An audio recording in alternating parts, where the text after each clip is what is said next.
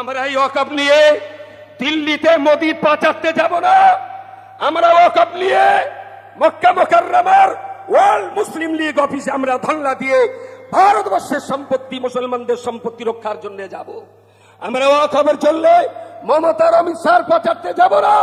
আমরা যেন যাব তুর্কির এরদোগানের কাছে, আমরা চলে যাব ইরানের নেতাদের কাছে, আমরা চলে যাব সৌদি আরব, লেবানন, ফিলিস্তিন, মরক্কোর প্রধানমন্ত্রীদের কাছে।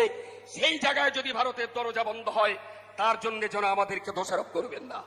সুতরাং দেশের হাজার নয় লক্ষ লক্ষ হিন্দু ভাই যারা আমাদের সঙ্গে রয়েছেন, আমি তাদেরকে বলছি, আসুন, আপনার বাড়ি আগুন লাগলে নেবানোর দায়িত্ব যেমন আমার বাড়িতে আগুন লাগলেও নেবানোর দায়িত্ব আপনার আছে। আমি বলবো না, আপনারা বলবেন। আমাকে একটু বলতে দেন। সম্মানিত সুধী, আজকে আমরা যে উদ্দেশ্য নিয়ে এখানে সমাবেত হয়েছি, বিষয়টা নিয়ে আপনারা মোটামুটি জেনেছেন। আমাকে 35 মিনিটের কথা মিনিট তিনিকের ভিতরে বলে শেষ করতে হবে।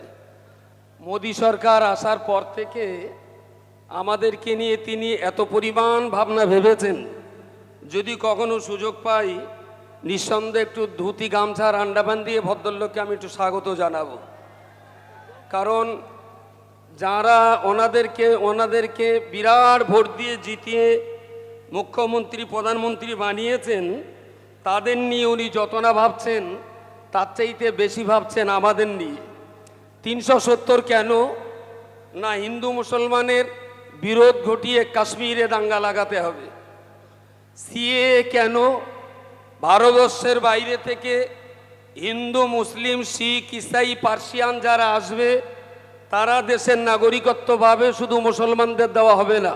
এটা পোলারাইজেশন, হিন্দু মুসলমান জাতি দাঙ্গার বিভাজনের মশলা জোগানো হলো। তারপরে কি হলো না, সিটিজেন অ্যামেন্ডমেন্ট অ্যাক্ট, ঠিক তার সঙ্গে রয়ে গেল আরও একটা মারাত্মক বিষয়, 3 তালাক। তার মানে দেশের 3 কোটি, দেশের গোটা ভারতবর্ষের 20 কোটি মুসলমানদের স্ত্রীদের অধিকার পাচ্ছে না বলে বিরাটভাবে দুশ্চিন্তায় পড়েছেন মোদিবাবু। কারণ ভদ্রলোক নিজের স্ত্রীকে নিয়েও ঘর করতে পারেননি, এটা বড় লজ্জার। সারা দেশ বিদেশে বাইরে যখন যাই, যদি জিজ্ঞেস করে আপনাদের দেশের যিনি প্রধানমন্ত্রী তার বাচ্চা কাচ্চা করা, আমাদের বলতে হয় তিনি হাটকুড়ো, কিছু বলার নেই আমাদের। একটা স্ত্রী নিয়ে ঘর করার যার সুযোগ হলো না, দেশের মুসলমানদের স্ত্রীদের অধিকার দেওয়ার জন্য তিনি 3 তালাক আনলেন। আসলে এই বিষয়গুলো দিয়ে তিনি বারবার চাইছেন মুসলিমদের বিরুদ্ধে হিন্দু সমাজটাকে খেপিয়ে দিতে। হিন্দু আর মুসলমান যদি বিভাজন সৃষ্টি করা যায়, এটাই হলো তার এই মসনদে বসার পর থেকে সবচেয়ে বেশি সাধনা আর বেশি আরাধনা। আমাদের মাথা গরম করলে হবে না। তারা চাইছে হিন্দু আর মুসলমান বিভাজন করতে। আমাদের কিন্তু হিন্দু মুসলমানের ঐক্যবদ্ধভাবেই আমাদের থাকতে হবে। হিন্দু ভাইদেরকে স্মরণ করিয়ে দিতে চাই, মোদি অমিত শাহকে জিজ্ঞেস করুন দেশের জন্য মোদি পরিবার, অমিত শাহ পরিবার কি দিয়েছে। আমি বলছি, আমার পূর্বপুরুষ দেশের জন্য আশফাকুল্লাহ খানকে ফাঁসির দড়িতে ঝুলিয়ে দিয়েছে। আমার পূর্বপুরুষ দেশের জন্য তাজমহল দিয়েছে। আমার পূর্বপুরুষ দেশের জন্য শীষমহল দিয়েছে। আমার পূর্বপুরুষ দেশের জন্য লাল কেল্লা দিয়েছে। আমার পূর্বপুরুষেরা দেশের জন্য কুতুব মিনার দিয়েছে। যারা দেশের জন্য কিছুই করতে যায়নি, যারা দেশের জন্য একটা প্রাণ দিতে পারেনি, প্রকাশ্য জনগণের সামনে দাঁড়িয়ে বলছি, আরএসএস যদি প্রাণ করাতে পারে, স্বাধীনতা সংগ্রামে একটা আরএসএস জীবন দিয়েছে, আমার কল্লা কেটে তার হাতে তুলে দেব। একটা প্রমাণ দিক যে আরএসএস বিজেপি দেশের জন্য প্রাণ দিয়েছে। আমরা দিয়েছি আশফাকুল্লাহকে, আমরা দিয়েছি খান আব্দুল গফুর খানকে, আমরা দিয়েছি শহীদ তিতুমিরকে, আমরা দিয়েছি আরো লাখো শহীদকে। দেশের জন্য আমরা মুসলমানদের জীবন বলিদান দিয়েছি।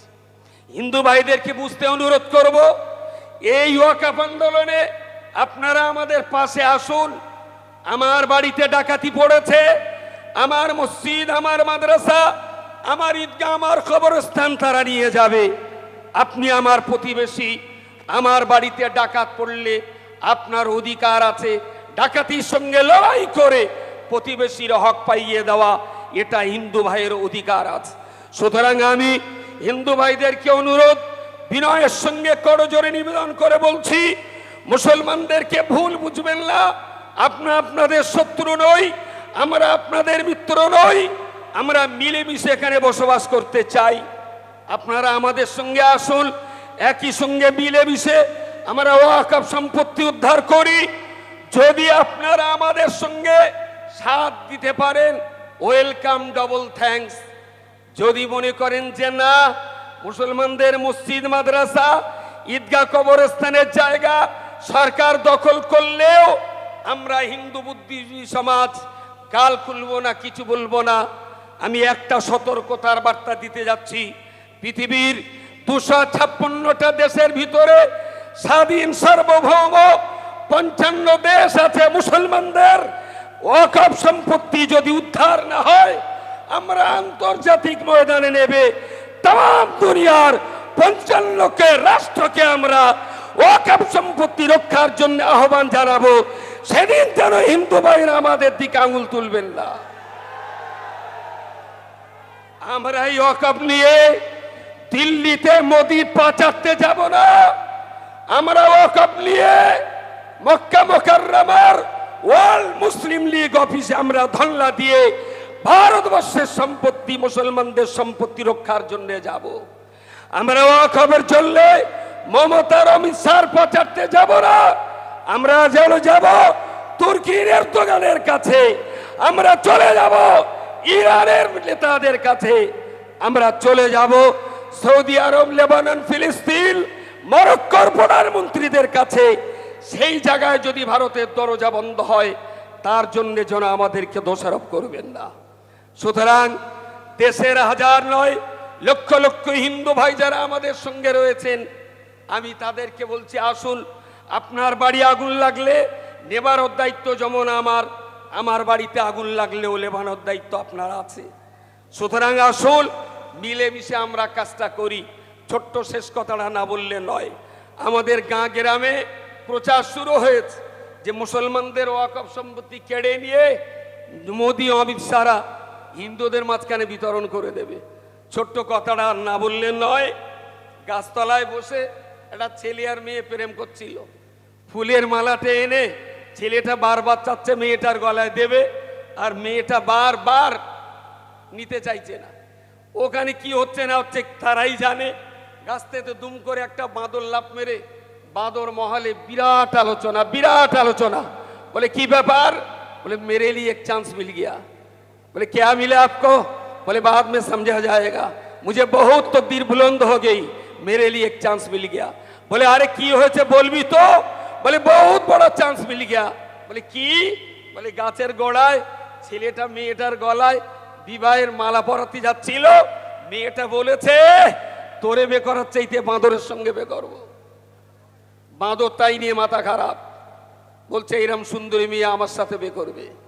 যারা ভাবছেন এই সম্পত্তি নিয়ে বিতরণ করে ভোগ দখল করবেন, মাটি ছেড়ে দিয়ে আপনারা গাছে বসবাস করুন, এটা কখনো হতে দেব না আমরা। আসসালামু আলাইকুম।